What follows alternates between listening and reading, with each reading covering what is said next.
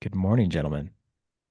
Good How are you? morning. What up, boys? What up, Eric? Super excited about the conversation today. One thing that I am going to have to be very conscious of is not diving into this is not a fly fishing podcast Mm, episode, and so this is going to be challenging for me because Eric is an amazing human being, took us some sweet fly fishing water. We share some really cool passions, and I'm super stoked about July coming to fly fish with you. it's going Hey, to be a I blast. you said something, and I have to question. Most people out here, all of us are transplants. One thing I can never get on board with, and I'm just curious if this kicks me out of Colorado or not. Like, I cannot abide by the Spanish words, the altering of the Spanish words. Buena Vista will always be Buena Vista to me. Is that okay? Well, only if you want to be clearly identified as a That's transplant. As fine. a That's transplant? fine. you know, Or somebody who speaks Spanish. That too. no. Yeah. Do you guys know Dude Dad up in Fort Collins? Dude, I we I just just went to watched his that. show on Friday We night. just went to a show, and Okay. I Have you just seen watched his the squad on? episode that he just did Yes. on all the word, like all the changing of the names, like Canyon City, and yeah, it was Yes. awesome. It's so good. The your uh, uh welcome to Colorado. Here's your information, and Here's then your the chapstick. assigning of Here's your vehicles. chapstick. Here's your chapstick, and oh, here's another one because you've already lost that one. Yes, Uh, no, it's so good. So, do you guys yeah, say, is it Colorado or Colorado? Mm. How So do you that's say it? that's that's a tough one. I say Colorado. that's a Colorado. Colorado. I don't have that Ado as much, but I'm also down in the Springs, and so I think it's more Yeah, appropriate down there. and So There he you go. put a caveat out there. He's like, just call it the Springs because yeah, that one does it and right. that's Yeah, exactly what we call it. yeah, that's hilarious. Yeah, I just Uh, can't get on with the Buena Vista or whatever and I even did Nope. So research on it because I wanted here's to how you fix understand. it. I Just wanted call to it understand. BV. Just call it I'm gonna BV. call it BV. I'm gonna call it And BV. now you're like really in there. I was really there this local. weekend. So Yeah, that's good. That's good. The appropriation by the German lady who named Buena Vista, or whatever she did. I'm like, I can't do it. I can't do it. But that's not what we're here to talk about either. Eric, what's up, man? Super glad to have you on the show. We met you so we have a good buddy, Dave McKinney, who was a Naval Academy connection for us, friend for a long time, aviator pilot buddy of Stu. And we got it. We were exposed to NCF, which we'll talk about through him, who went to work in the Florida office. And recently we were like, hey man, like we live in Colorado, like Colorado's our spot. We love it here. This is where we're planting our roots. Is an NCF of Colorado. Very quickly, we're introduced to you, and it's history from there. It's been amazing. We've been able to spend some time with you, and just super excited about this conversation. So, if you don't mind, give us a background of who Eric Most is and what are you doing? yeah. Well, again, guys, it's my joy to be here, and so thank you for having me on. Who's Eric Most? I'm a father of two amazing boys. I've got a Hudson is 11, Elijah is 8. Both of our boys joined our family by adoption. So father of two boys, husband for Jackie, or husband to Jackie, my wife. We have been married now 14 years. We met in Tampa, Florida, where I'm from originally, and uh, my past, I'm a business owner. I'm a real estate investor who've made a bunch of kind of mistakes along the way. I've had a heart and a passion for generosity, the gospel, and missions, and because of that, a friend of mine actually in Florida in the Tampa office knew that they were looking for a president for the National Christian Foundation in the Rockies, and said to me, "Hey, Eric, you and your wife have a heart of generosity, gospel missions, but you made a ton of giving mistakes, and you love Colorado. Why don't you move out there and tell other people not to make your same mistakes?" And so, I'm a transplant to this area. Moved out here in 2018. We had purchased a house here in 15 and or 16, and moved here though in 2018, and I really feel like God made me to live in the Rockies. We are a family that just adores the God's creation, the outdoors. We spend a lot of time, as much time as we can, outside in various seasons and places. And so we're in the summertime, we're rafters and hikers. In the wintertime, we're snowboarders and skiers and backcountry snowboarders, also known as split boarding for those who are not familiar with it. We love to fish. We love to be in the mountains, rock climbing, canyoneering. It doesn't matter. So love to leverage the location that God has placed us. That's super cool. Yeah, you guys wanted to know a little bit about NCF. NCF stands for the National Christian Foundation, and we are the largest Christian donor advised fund platform or sponsor. And what that is a lot of people don't know have heard about that. But what a donor advised fund is we talk about it like a giving fund or like a charitable checking account. And you get the charitable benefit when you make contributions into that checking account, that donor advised fund, and then you're able to grant to organizations that you know and love. And so NCF been around for about 42 years. Have granted out givers through NCF. So we're just a conduit of generosity. We just mobilize resources. We make giving more efficient. Givers through NCF have given away almost $20 billion in our history. Last year alone, givers on a national basis gave a little over $3.2 billion into NCF and granted out $2.2 billion to 34,000 different nonprofits. And NCF's mission vision, it's why I'm here. If it was for a different purpose, I would not be here. But NCF's mission and vision is we long to see each person reach and restored by the love of Christ. And we do that by mobilizing resources and inspiring biblical generosity. And it's my extreme joy to be a part of that group doing those things. That's so cool, man. And I remember you had mentioned to us when I was catching more fish than you guys, fly fishing a couple weeks ago. Wait, can you describe how that looked for you to catch more fish? Well, that's a different story. No, we can I'm say just that curious, for like, another podcast. Maybe we can tie some photos to this podcast episode when we release it. No proof. Or video there's potentially. there's no proof of that happening. Just a word of some. Let's just move on. Let's move on. You're right. Yeah. This is not about fly fishing or you. That's correct. That's right. But remember, you said that we're not going to talk about fly fishing today. I did say that. I just said it's not a fly fishing focused podcast, but you took us there. So but please continue with your highly biased framed question. Hey, it's biased towards Eric because Eric has said something about the NCF Rockies organization is one of the highest NCF offices with the amount of giving that's being done, which is interesting to me because I wouldn't have thought that out of all the NCF offices.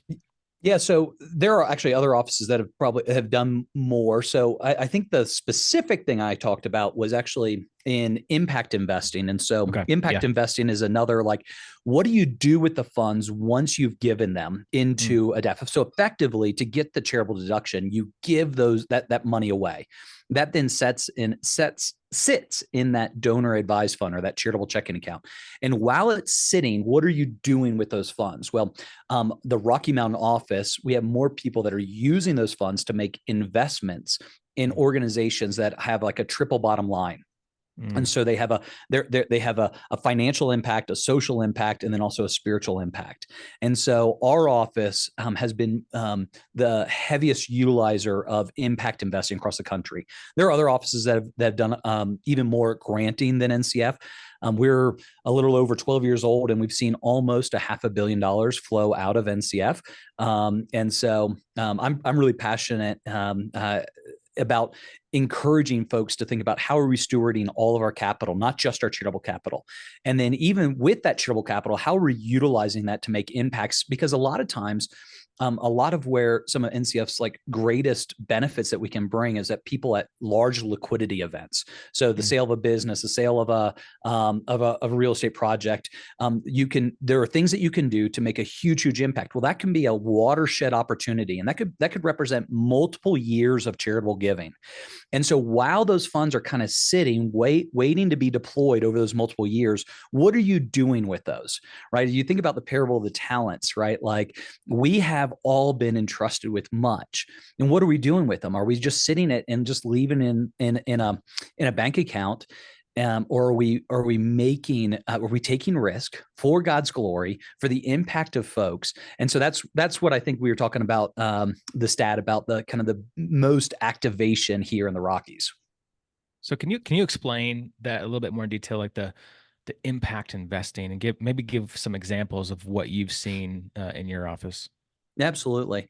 I'm really kind of bullish about impact investing. So again, you get all of our investments make an impact. Let's just be clear. Every single investment we make, both charitably and with personal capital, with investment capital from other investors, we're making an impact. Now, the question is what type of impact are we making, and what are we targeting? Many of your listeners might have heard of things of like screening. And so we're going to screen out bad actors, right? So a lot of folks might have heard of like biblical responsible investing. So we're going to make investments that are through BRI, biblical responsible investing. Most often they're screening out bad things. They're going to say, hey, we're not going to allow the investments in the portfolio to invest in pornography or alcohol or drugs or different things like that, right? Or gambling. And so it's a negative screen. Well, I think impact investing isn't just this negative screen. It's like, no, I want to deploy my capital to make an impact. And in the kind of the terms of impact investing that NCF thinks of is like what type of kingdom impact is being made, and there could be different definitions for that. Just to be clear, this is not just how many people have raised their hand to accept Christ, right? And so there's a lot of different opportunities to invest in organizations that are making an impact, especially when you have business owners that see their business not just as a business for the sake of earning a paycheck, right? But it's that I see my business as a place of ministry. I see my business as a place to impact people's lives, and so impact investing can come into place there. And so a wide variety of kind of opportunities. And so let me give you just a couple different, like I'm going to name a couple. I'm not representing them specifically or things like that, but I think this can give examples of how people can think about this. First is kind of a pooled impact investment opportunities. And so there are organizations that right now, today, accessible to anybody. You don't have to be a qualified purchaser or an accredited investor. You can invest in sovereign capital. They have a fund on the New York Stock Exchange that's called the Omega Fund. And they are, it's traded every day. It's an ETF that's traded daily.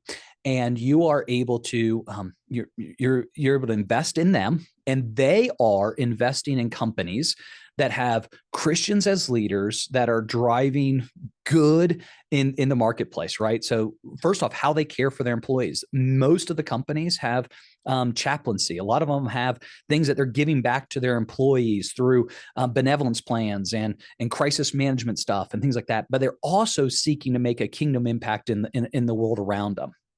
So that's a very easy kind of form of impact investing. There are also organizations, and that's an equity-driven thing. They're looking at buying businesses, investing in businesses, right? So kind of private equity kind of type of mentality. A lot of those. Then there's organizations like Talenton, and Talenton is their name comes from the parable of the talents. And Talenton is an organization that I've just come to love, and they are focused on small to medium enterprises in the developing world, primarily East Africa. And they are a debt-targeted investment. And so the returns that they're seeking is kind of like an 8% return. And they are targeting businesses that their primary impact driver is job creation. And so if we want to move people out of homelessness, if we want to move people out of poverty, the best place for that is small to medium enterprises. Hands down, that is the absolute best driver of economies, period. Government isn't going to do it. Charity's not going to do it, right? Like the amount of money that's been given to Africa in charitable dollars that are as donations that have not moved the needle one iota. It's appalling. But business business can be truly life transformative to an individual and family. And so they focus on businesses that have a real target and focus of creating jobs and also a kingdom impact along the side of it. And so I was actually just in Africa and got to see some great work that they're doing. And we can riff on a whole nother episode of some of the cool things that I got to see. And these are things that could be applied in every single business. If you're a business owner or a business leader, you could apply these things to your businesses here today. And so that's another kind of fund where it's you're investing in them. They're invested in multiple companies and getting returns and things like that. Then there's also direct investments that can be done. And one thing that's really, really neat about direct investments with impact investing is some of the accredited investor rules do not apply. And so because the charity is actually the one who's making the investments, and we are viewed as that accredited investor. And so you actually have access to make investments, direct investments in businesses and organizations and things like that, that where you might not normally. Okay. And so a couple examples for that is we had a set of givers, a medical doctor down in the Grand Junction area, and he and his wife were getting ready to sell their practice. He actually sold their practice, and somebody connected him to us. And he was a little too late to gift his business before he sold. And we could talk about that later. But we ended up saying, hey, what else has God entrusted you to steward? And they're like, well, we also own our commercial real estate. And I'm like, hey, that's a beautiful charitable gift. And so they ended up gifting their commercial real estate to NCF. And by that, they got this triple tax benefit, which is just absolutely beautiful.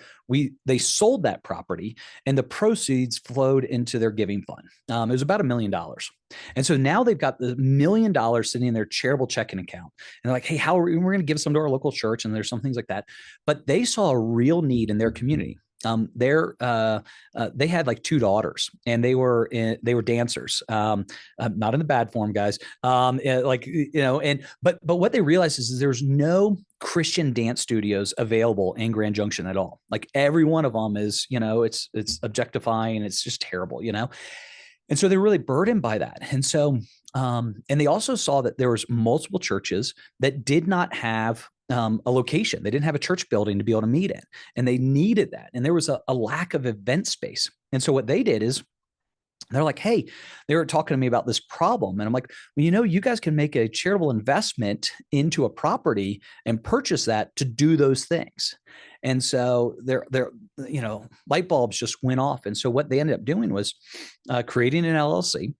And that LLC ended up purchasing the shut down Indian motorcycle dealership down in Grand Junction, and they turned it into this beautiful redemptive property. So there's a Christian dance studio that now exists there. There is 2 different churches meet there over the weekends, and they also have an event center. Now, all of those things, right? All those 4 different entities, right? 2 churches, event center. There's a business that's running that event center, and then the Christian dance studio. Those are all income producing.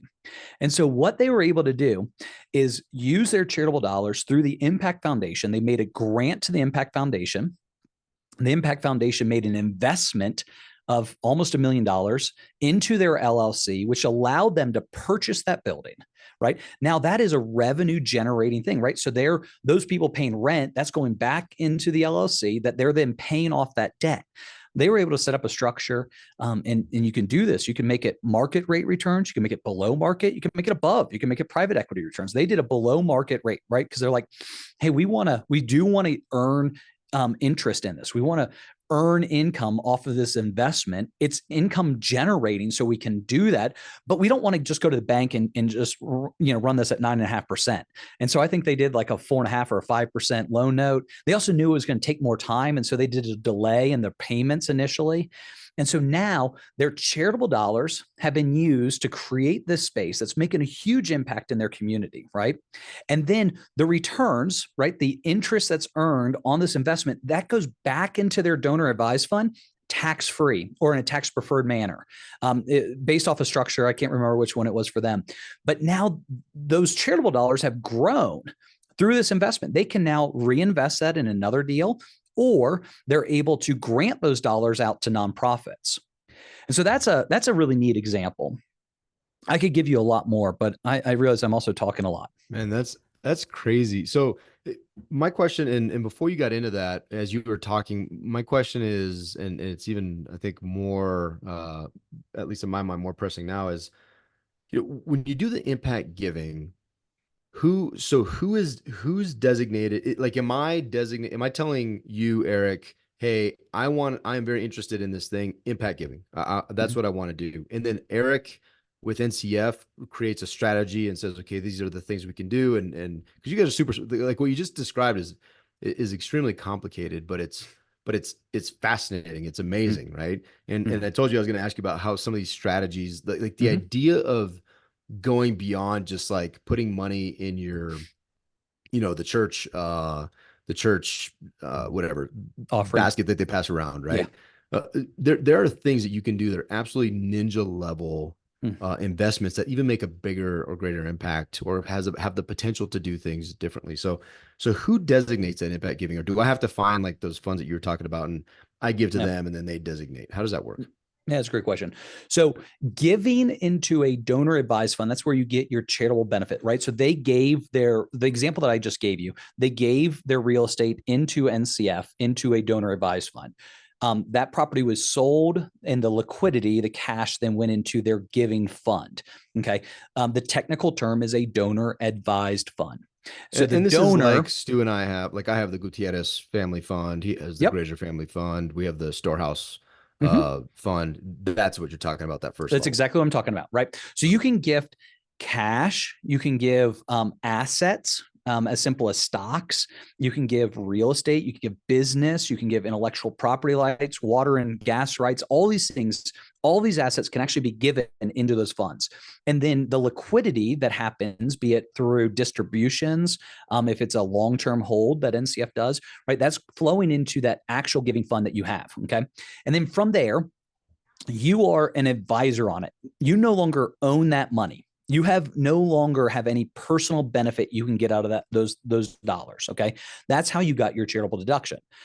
But you can advise NCF how to use those funds. And so you can do that simply by saying, hey, I want you to send a grant to my church. I want you to send a grant to Young Life. I want you to send a grant to these. NCF has the right, as do all other donor advised fund platforms, we have the right to say no, to deny a grant. And we have to have that right for this to work with the IRS, okay? And so NCF, I told you about our mission, vision, and our values at the beginning, right? We long to see people know and love Christ. And so we will allow you to grant to any 501c3 organization or recognized charity. Those are IRS, designated type of groups, as long as they're not antithetical to an Orthodox view of Christianity. If it's innocuous, no problem. So if you want to give to the American Heart Association, that's not a Christian organization. You can still give to that, right? But NCF is going to deny a grant that is to an organization that is antithetical to that. Okay. So we have a right, but we don't tell you where to give. We're not saying, hey, Stu, hey, David, you need to give this money to these organizations, right? Sometimes a community foundation, that's what you're doing. You're putting the money in, and then the community is deciding this is where we're going to send this money. Okay. So you have the right to tell us. So you tell us, hey, I want to make an impact investment. And so we then work with a partner, the Impact Foundation, and there's an approval process. Again, we want to make sure that this impact is not antithetical to an Orthodox view of Christianity. As long as that's not the case, you're able to make that investment. You can literally do that with the cash that's sitting in your fund today too, right? So you can make these bigger, different impact investments, or you could say, hey, I want these funds to be invested. NCF has 5 faith-driven investment pool options that you literally could say, hey, I just want my balance to be making a kingdom impact while I'm waiting for it to be deployed. You're telling NCF where to do that. Now, if you say, hey, I got these ideas. I've heard you talk, Eric, and I got these different ideas. I see these problems in my community. I see these problems in the world, and I'm trying to figure out, hey, how do we go solve this problem? I don't know who's doing that work, right? That's where we come alongside and become like, hey, I can introduce you to these 3 organizations and let you talk about it. Or we can start formalizing, like I came alongside this family that saw this need down in Grand Junction, and we can then kind of help navigate through that process. So don't know if that's helpful. Yeah, that's awesome. And then just out of curiosity, the LLC they started, did they have to go through the process of becoming 501c2 to Nope. No, Nope. that's cool. No, they're just they're a run-of-the-mill LLC formed as a partnership, which is the best type of entity, especially for tax purposes, hands down. And so it creates the most kind of preferred opportunities, because in the future, they literally can then gift that LLC to NCF as well. Right. So once you pay off that debt, it's not good to give an asset that is debt laden or significantly debt laden. But when that comes down, right, they still are going to own that property. Well, they literally down the road can gift that LLC that's holding that old Indian motorcycle dealership to NCF. That could be, and we hold it and then receive that income in a tax-free manner. Okay. Or they could say, hey, I think it's time to sell that property. And then that liquidity also comes back into their giving fund. So they can literally, they gifted their commercial real estate, which was their medical practice, where their medical practice was. Now they use that money to invest in this asset, right? They can then gift that asset, and it's just a beautiful thing.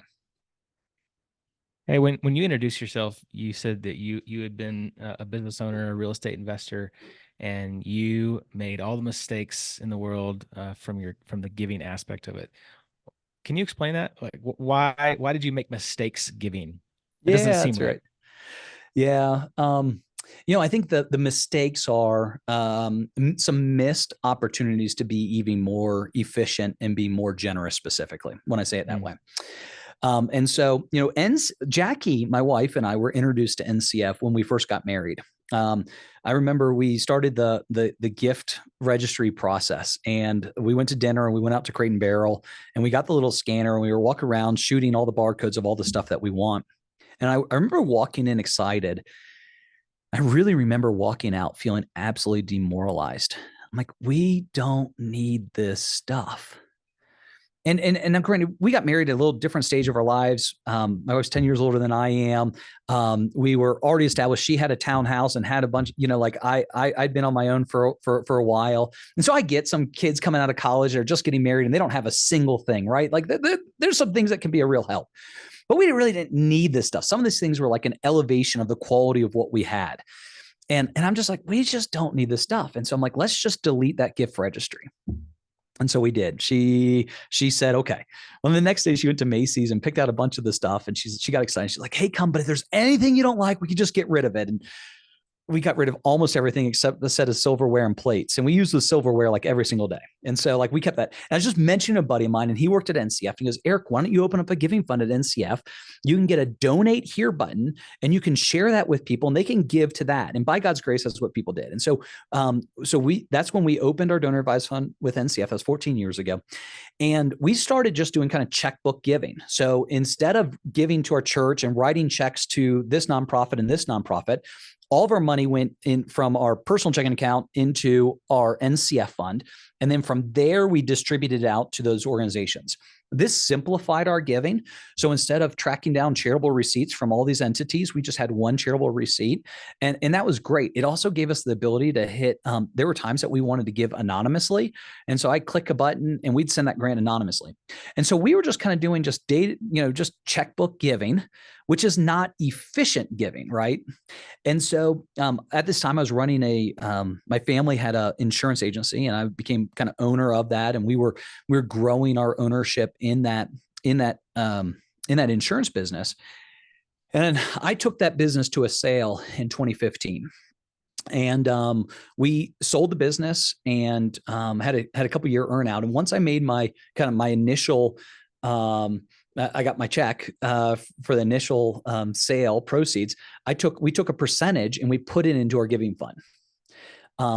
That was a huge miss. We did the same thing with our commercial real estate. So we also owned the building that we were in, and we sold that. And I was thinking like, hey, we bought this thing. And this is my ignorance. You guys are some real estate experts, and I was not at the time at all. And I still don't claim to be an expert. You guys still know way more than I do. I've grown a lot in this, but I didn't know about this thing called depreciation recapture. right? So I've been depreciating this asset over time, and which is great. That's a great tax benefit. But when you sell that, right, the IRS wants to recapture that depreciation. And so one way that a lot of us try to get around that, if you will, is we do 1031 exchanges, right? And we're punting that down the road. Well, I'm just thinking, hey, we bought it at this. This is how much debt we had on it. This is what we're selling it for. This is going to be awesome. And they don't literally, like, all the benefit, like, literally went to the IRS.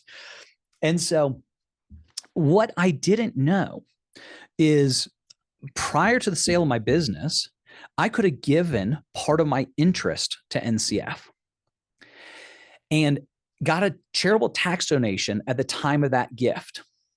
And then when I sold that business, NCF is a silent partner in the transaction. And NCF, as a charity, would not, based off of our tax structure, they would not have received, they would have had to pay tax. NCF does pay some tax on certain types of entities, but the effective tax rate for NCF is 60% lower than what my personal tax rate would be. And so that difference, instead of going to the IRS, would have gone into my charitable checking account, my giving fund, where I could give those funds away. Real estate is an even better asset where NCF doesn't pay any tax on real estate.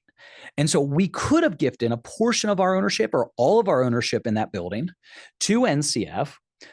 That property then sell and the proceeds flow in. We not only don't pay any tax on real estate, we also aren't subject to depreciation recapture. And so as an individual, I could have gifted that asset, and by gifting it into NCF or a donor advised fund, I get the benefit of fair market value as a personal deduction.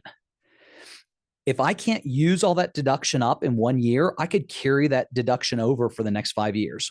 Now, some people on here might say, oh, I heard a friend that did that and they gave it into like a foundation, a private foundation. It is not efficient to give real estate into a private foundation. So giving that asset into a private foundation, you'd only get the benefit of original basis. And so, so that's a mistake I made. I should have gifted those assets to NCF before a sale, which would have lowered my charitable or my taxable bill. And so I could give more dollars away. So that was a big miss. You know, something that I've come to learn and then share now. I've heard this from maybe one of our attorneys is friends don't let friends give cash when there are other assets available, right? Like, because giving cash is the least efficient way to be charitable. So layman's terms here, instead of, let's say we have a single family rental house, right?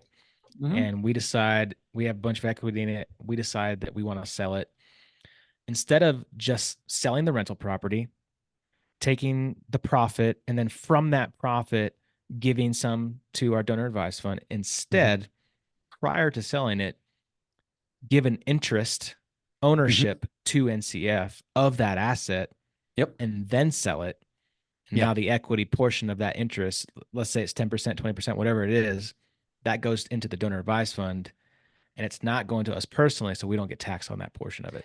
Is that a true statement? And our portion is tax-free, all right? We pay no tax whatsoever. You've now avoided that in a legal manner, so you don't have to pay taxes on it. And then also the amount that you're personally receiving is less, right? And so like that helps over there. And one thing that's really been fascinating to me that I've learned along the way is the tax law is not linear. It's actually, it's kind of like a hockey stick. And so can I share another story? I love stories. So but before you kick that off, I want to make sure I highlight one thing too. And it's not that the money you get back is less. You've already, for most of us, if we're giving, we've already determined that we're going to give a portion of the proceeds away anyway. So effectively you are getting exactly what you potentially, you do it beforehand. So you're giving exactly what you were going to give anyway, or get what you were going to get anyways. It's just a significantly more efficient way to do it. Right. Yes, but I actually think, let me share this story real quick, because I think this will help you. Because actually what you find out is the more generous you are, the more you're actually able to take home. it's fascinating. So I had a guy who kind of heard that, like, learn from my mistakes. And so he called me up. This guy, I had him on my podcast not too long ago. His name is Pete. And Pete and his wife, Linda, they owned a commercial cleaning company up in Fort Collins. And they've been stewards of it. And so they were getting ready to sell. Now, timing is of the essence of these things. You can't get your property, that single family home, under contract and then call up Eric and say, hey, Eric, I got under contract and I want to do that thing. Too late. You have to do this before you're ever under any binding letter of intent. And so Pete had heard that. So Pete called me up, said, hey, Eric, we're thinking about selling our business and you told us to call. I said, great. Well, Pete, what do you think? What do you think your business is worth? What are you thinking about giving? And he said, our plan is to give a tithe. So we're thinking about 10% of the value of the business. And I said, what do you think your business is worth? He says, I think my business is worth between $2.5 and $3 million. Awesome. And so I ran the quick numbers for him. And by gifting 10% of his business to NCF prior to a sale, he was going to be able to walk away with he was going to be able to give about $168,000. Sorry, it's been a while since I thought about Pete. I have to think about the numbers real quick. So he was going to be able to give, if he didn't talk to NCF and he sold and he gave 10% after he paid taxes, he was going to be able to give about $168,000 away. By giving 10% of his business to NCF prior to the sale, he's now going to give away $250,000. And get this, his take home is more than it would have been had he not done a gift through NCF. Okay. Because it's lowering that tax basis. And so he's giving away more and taking home more. Okay. So it's like, this is a double win. This is amazing. But then I explained to Pete, I said, Pete, the tax law is not linear. It's like a hockey stick. The more generous you are, actually, the more generous our tax code is. And so I showed him like a 25 and a 30% gift. And then I showed him a 50% gift. And when I showed Pete a 50% gift, he started crying. Because at a 50% gift of his business, so valued at, we did the conservative numbers, $2.5 million. He was going to be able to give away $1.375 million. And the take home was going to be about $175,000 less than if he didn't do a transaction with NCF at all. So if he just did that 10% gift after the sale, right, he was going to take home 175 less, which I realize is a number, but in the grand scheme of things, like, it's like, I can give away 1.375 million more. That's also a number. That's also a number. That's also. So he went home and he and his wife, I said, hey guys, pray about it. I'm not trying to tell you what to do. I'm just trying to give you education of what's available. And he and his wife went home and prayed about it. And they said, hey, let's take a week and let's pray about this together, separate and together. And Pete says, all right, I wanted to, we got back together around the kitchen table and I asked Linda, like, what's the number? He goes, I want to ask her because she's more generous than I am. And she goes, when I told him 50%, he thought I was ludicrous though, too. He's just like, who is this guy? Right. Holy Spirit told him, give 50%, both to her and to him. And so they gave 50% of their business to NCF prior to the sale. Now, here's the neat thing. So we did that, completed, business got on the market, got under contract, business sold for $3 million. So 1.5 million went into their giving fund. And guess what? Their walk away was the same, if not a little bit more, than the original situation if he had not done a gift through NCF and they've been a giveaway.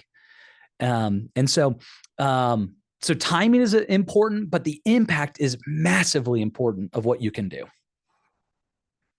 It's fascinating, man. I'm like, why didn't we have this conversation like, I don't know, 5-6 years ago, Stu? Because all these houses that we sold and it's fascinating to me. To your point, and I think a lot of us, we are biblical givers. It's the condition of our heart that God's looking at, right? It's this idea of I'm giving, I'm tithing, I'm being faithful, I'm honoring God, or whatever it is. If that's not your reason for giving, you just want to be generous for whatever your reasons are. And I find it fascinating that there is a very compelling, real business aspect to giving as well, efficiency of giving as well, that you can just maximize. And it's just an absolutely fascinating conversation, which is why we really wanted to have you on to talk about some of the things. Because I think a lot of us feel and not that I feel bad about our past giving, but Yeah. even like the house I sold in Maryland, I'm like, man, there's a way that I could have done that very, very Mhm. differently. I just didn't know. And that's one of the Yeah. things I love about the podcast is we have these opportunities to talk about things that ideas to expose others and ourselves to, I just didn't know. Yeah. Right. And if I did know, it would look very different. Cause we gave, I mean, from the house in Maryland, we gave what we gave our tithe from that. But I'm thinking now, I'm like, man, we probably could have quadrupled that number of giving, and it just would have. It's such a fascinating conversation. So we have to talk offline. I have a couple Yeah. investment properties that I'm actually going to sell here shortly, and so I need to get some work Yeah. with you done. But really, the point of all that is we should be constantly seeking to better ourselves and grow and make connections with people that if you're truly passionate about it, you'll take the extra time. Like if you're truly passionate giver, Yeah. then you should talk to some giver ninjas, right? You should Mm. talk to people like you, Eric, and be like, how can I do this better? How Mhm. can I do this more effectively, more efficiently, right? And I think it's a fascinating conversation. Yeah. Yeah. It encourages my soul.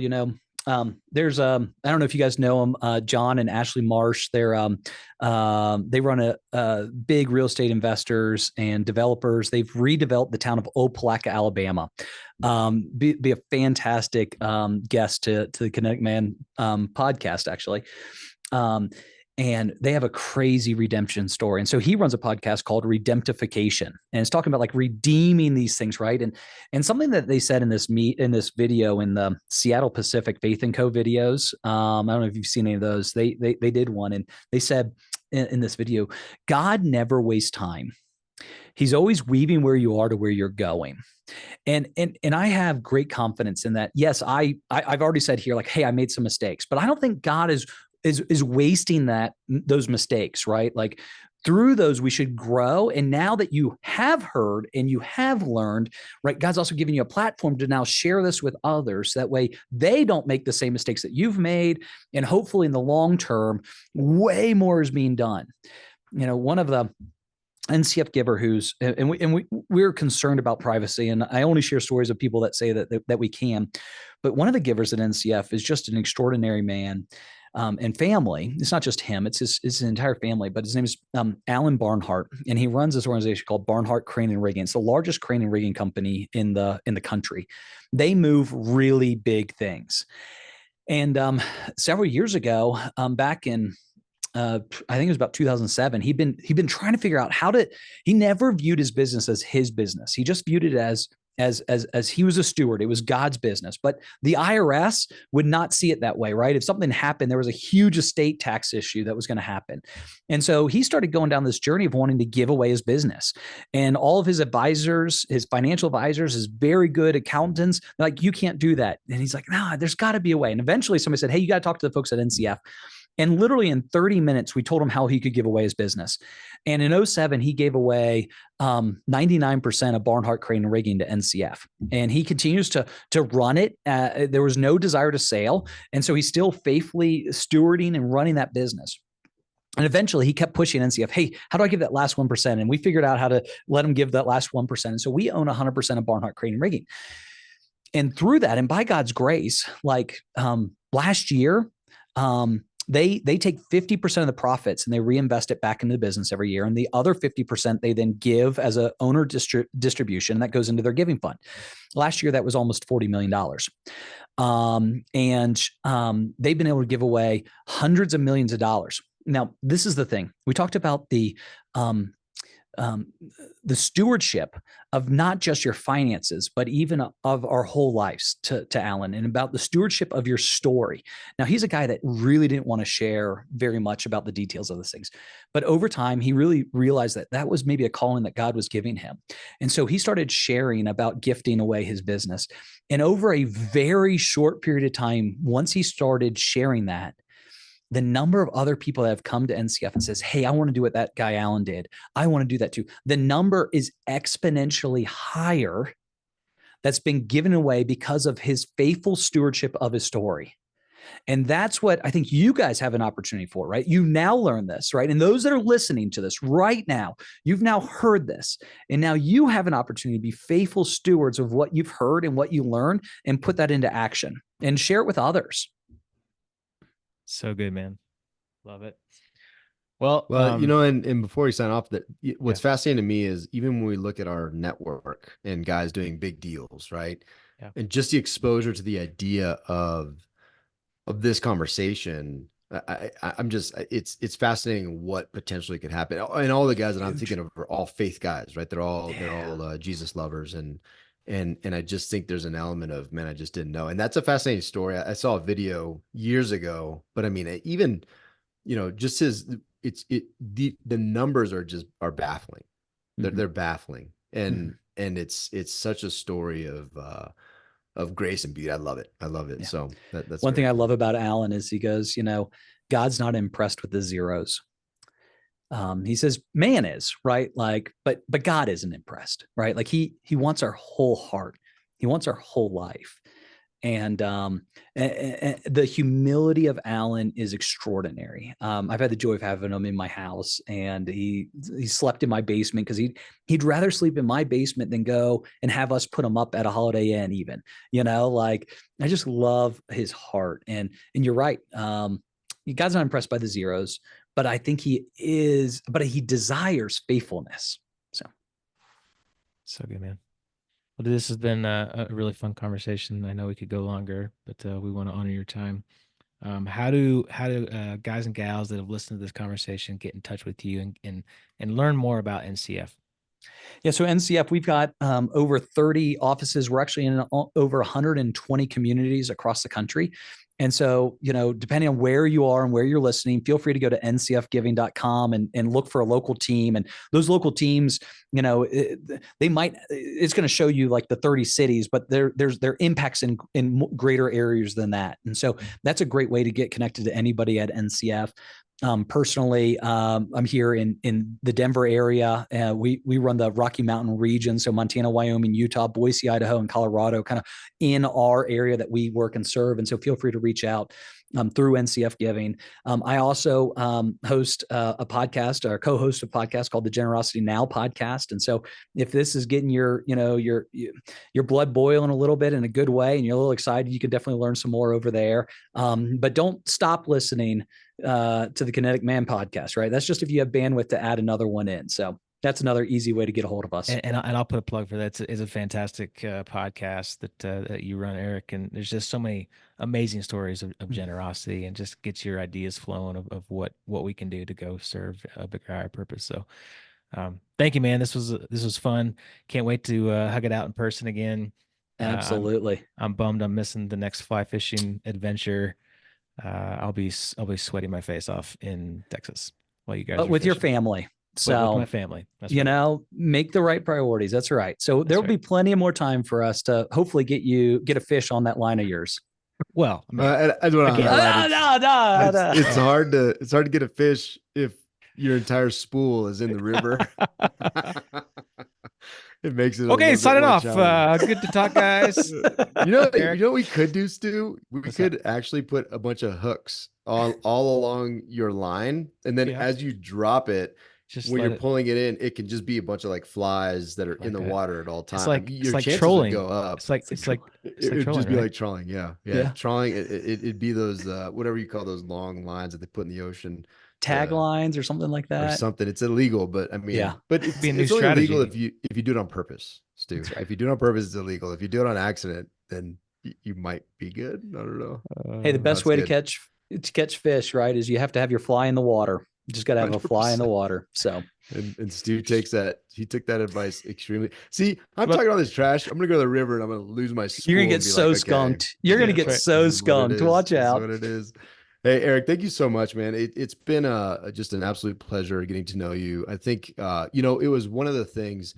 Love Dave, love the office in Orlando. I've never been there, but I love Dave. And great guy.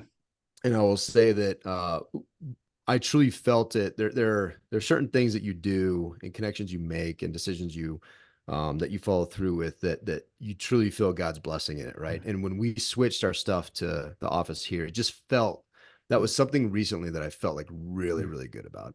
And then you took us to some a mile of private fly fishing water, which really just validated the entire decision. But all joking aside, I would encourage people to plug in to these offices locally, right? If Eric, if Eric is the name that pops in your head, I'm sure he will, you reach out to him and he'll put you in the right direction. But being able to plug into your local community into something you're passionate about is a beautiful thing. And then to enhance the things that are truly important to you, man, you guys enable that. And it's just a blessing from God, man. So thankful for you. So thankful for a relationship. Thankful that you and I are going to probably be best fishing friends and all that kind of stuff. And snowboarding and galore. all the fun things. Yeah. Love it. We'll send Stu some pictures and whatnot. Yeah. But hey, man, really appreciate you and just the blessing that you've been in our lives already. So thank you for that. Praise God. Grateful for you guys. You too, man. Thanks. See ya. All right, boys. See ya.